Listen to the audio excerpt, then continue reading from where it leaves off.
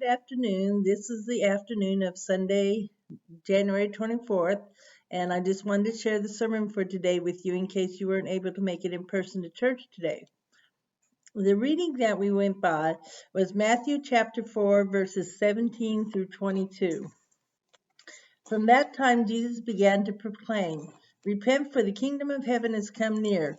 As he walked by the Sea of Galilee, he saw two brothers, Simon, who is called Peter, and Andrew, his brother, casting a net into the sea, for they were fishermen. And he said to them, "Follow me, and I will make you fish for people." Immediately they left their nets and followed him.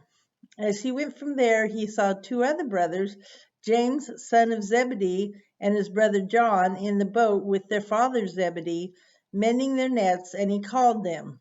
Immediately they left the boat and their father and followed him.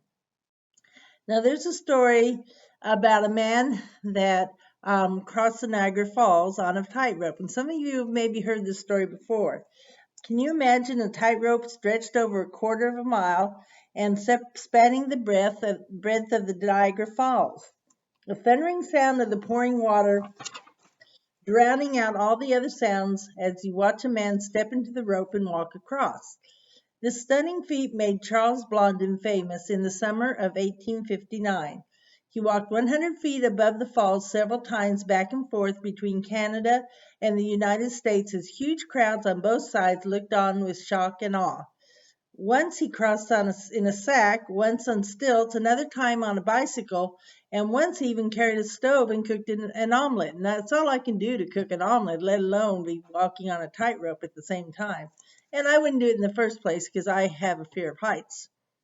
On July 15th, Blondin walked backwards across the tightrope to Canada and returned pushing a wheelbarrow.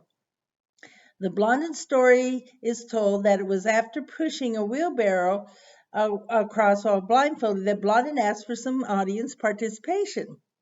The crowd had watched and oohed and awed. He had proven that he could do it. Of that, there was no doubt. But now he was asking for a volunteer to get into the wheelbarrow and take a ride across the falls with him. It is said that he asked his audience, "Do you believe I can carry a person in this wheelbarrow?" Of course, the crowd shouted that yes, they believed. It was then that Blondin posed the question, "Who will get in the wheelbarrow?" And no one did. Now, we're talking about taking steps of faith and how the disciples took steps of faith to follow Jesus. We're also talking about being a follower and a fan of Jesus. The FC Championship game is coming up in a few hours. Some of us have been fans during the good years and the not so good years. I gotta admit, my son defected for a while and was a Broncos fan. This past year, it seems like everybody's a Chiefs fan, and it's easy to be because they won the Super Bowl last year and they're still doing pretty good. The main reason is that they're the closest NFL team, though, to us and just right down the road, and they're a great team, and they are fun to watch, even though they give us heart attacks sometimes. Not only do we have fans of the Chiefs, we have people that are fans of KU basketball. My mother-in-law is one of those people, and I don't blame her for it. KU basketball is usually pretty good. Even though no one in our family has ever attended KU, she is still an avid KU basketball fan. My husband went to K-State, I went to K-State, and one of her grandsons went to K-State, but she's still a KU fan. I have learned that we cannot call her, it's not that we can't, but it's best not to call her while there's a KU basketball game. Not only are people fans of certain teams, they can be fans of music groups, singers, actors and actresses, movies and TV shows. They get really excited about their favorite whatever it is. The best thing is to see something in person, whether it's sports activity, concert, or whatever, and then when they're there, we can yell and scream and make lots of noise. But hopefully we'll get back to those days that we can do that. They say the Chiefs Stadium is the loudest one. If someone is an avid Chiefs fan, they watch the pregame, every minute of the game, and the postgame interviews afterwards. They have shirts and jackets and memorabilia, signs, flags, and so on. They know who all the players are and their numbers and backgrounds, stars, and other details. We went to lunch with my daughter's family yesterday, and we talked to our grandson that's in first grade, and we asked him about the Chiefs game. And do you know, it was really amazing how much he knew about the Chiefs and the game and everything when he's just in first grade. A lot of times, if someone is a fan of something, it is pretty obvious. Chiefs fans wear shirts and jackets and plates on their car, and the same is true for KU fans as well, K-State too. And you might notice that on the front of my car, I have a K-State license tag, so you know which side I'm on. What about when it comes to Jesus? Would we say we are Jesus fans? The word fan is derived from the word fanatic. A definition I found for fanatic is a person who is extremely enthusiastic about and devoted to some interest or activity. Maybe a better term might be a follower. Of course, that's what fans of the Chiefs or KU would be, someone that follows the activities of the team. At the beginning of Jesus' ministry, he calls a group of men to come and follow him or be his disciples. On top of that group of 12 disciples, there are others that follow him as well. Would we dare call them fans or maybe just followers? He didn't call people that were part of the religious elite like rabbis and priests. He called ordinary fishermen to be his disciples. Many other people that followed Jesus were common ordinary people as well. The first disciples, Peter, Andrew, James, and John, left their nets and fishing to follow Jesus full time. A lot of his other followers were not with him all the time, but did spend time with him from time to time. There are some of us that are called to be full-time followers of Jesus from an occupational standpoint. I do it part-time, Steve does it full-time, but most people are not. But that doesn't mean we're not called to be a full-time followers of Jesus in all aspects of our life. Colossians chapter 3, verse 17, and whatever you do, in word or deed, do everything in the name of the Lord Jesus, giving thanks to God the Father through him. There are some people that it's obvious that they are Jesus fans or followers. They might wear Christian t-shirts, have bumper stickers on their car, or a little fish symbol. They listen to Christian radio or watch the Christian channel on TV. They refrain from using certain kinds of language.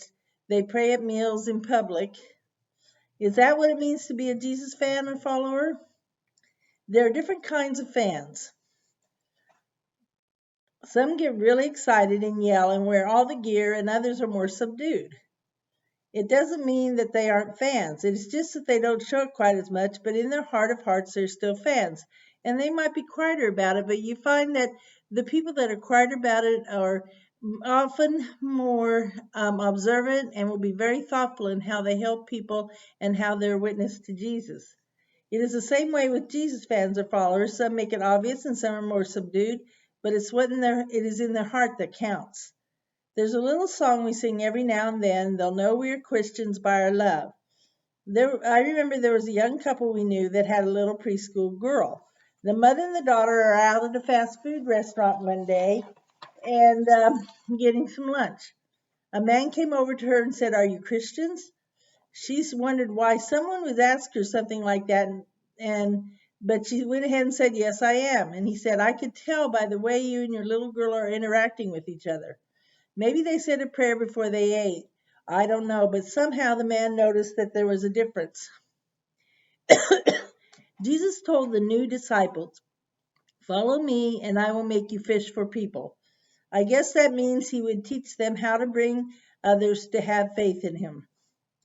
My husband, Steve, likes to fish, and I've observed a lot and read books while he fishes. I think of some of the things he needs to catch fish. He needs to have the right bait. He needs the right location where the fish are located. He needs to have the right equipment to catch the fish. He needs to use the right method. Above all else, he needs patience. But even when he has all the right things, the fish still might not bite. He has had some days that goes fishing and catches one fish right after another. The next day, he can go to the same location, use the same bait, the same equipment, the same way, and catch nothing. It's the same way when we fish for people. We need the right boat, bait, location, equipment, method, and patience. Not necessarily the right boat, because you can very much fish without the right boat. The same is with fish. Different fish require different things. The same is true of people. Not all people respond to the same thing. This is part of the reason that all these different programs sometimes don't work. Me being in education, majority of my past life, and Steve being in the ministry, we've seen a lot of programs come and go in both areas. And what it boils down to is relationships. What works for one group of people in one location may not work somewhere else. There's no cookie cutter approach that one size fits all. I have seen program after program try to get in again, and sometimes it works and sometimes it doesn't. Steve's brother is a really good fisherman and he does pretty well. And he almost always catches fish. So Steve asked him how he was able to do that. And I remember him asking that. And he said, you have to think like a fish. In other words, you got to know the fish, what they like, and how they act. Same thing for fishing with people. We have to know them, what they're like, and how they act. It's about relationships. The disciples Jesus followed him for a little over 3 years. They got to know him. The same is true for us as we read the Bible and study and get to know Jesus more and more. It is something that goes on for the rest of our life. There's a difference between being a sports fan and being a Jesus fan. Sports fans usually just are spectators watching from TV or from the stands. Jesus fans are more than spectators. We are to participate. We get to be part of the team. Just like on any team, there are different positions. Not everyone is a quarterback. Not everyone is a lineman. Each one has their job that they do for the team. But they do their job right. If they do their job right, it goes well. We all have something we can do to be part of the Jesus team. There's another aspect of this whole thing as well. The last few years, and maybe even before that, people said, I like Jesus, I just don't like the church. I understand that to some extent there are some things about the church that frustrate me too. And you know, in any field that you work in, there's going to be things that you like about it and things that frustrate you. The politics, the bureaucracy, the hypocrisy kind of gets to us once in a while. But the church is made up of humans and we are not perfect. We do our best and we try to do what we can. I remember something I heard once. If you ever find the perfect church, don't join it. It just won't be perfect anymore.